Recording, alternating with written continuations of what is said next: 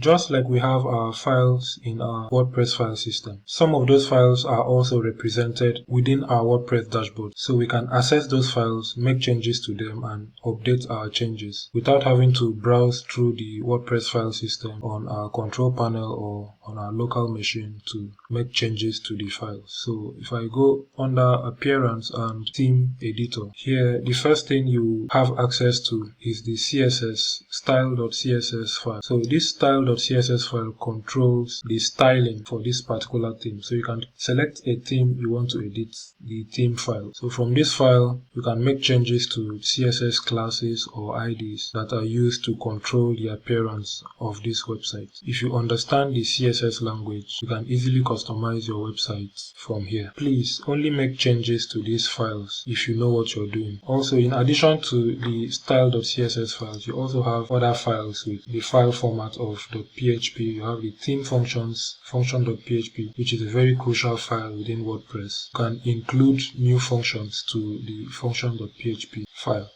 This editor is within WordPress. So here are the function.php files. You also have JSON files. You have footer.php file, you have the header.php file, etc. Also under plugins, you have the plugin editor. So here you get a heads up. They're basically trying to warn you that you are trying to make changes to the core file. And you have to click here that you understand that you'll be making changes to the core files. And here you can select the plugin you want to edit. So by default, I think it selects the first plugin. But unfortunately, this plugin is inactive, so we are not using this.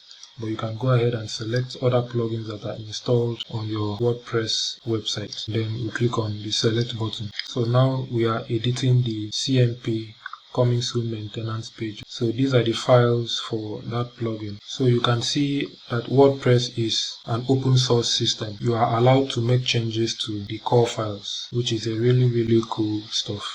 That's it for this lesson, and I will see you on the next one.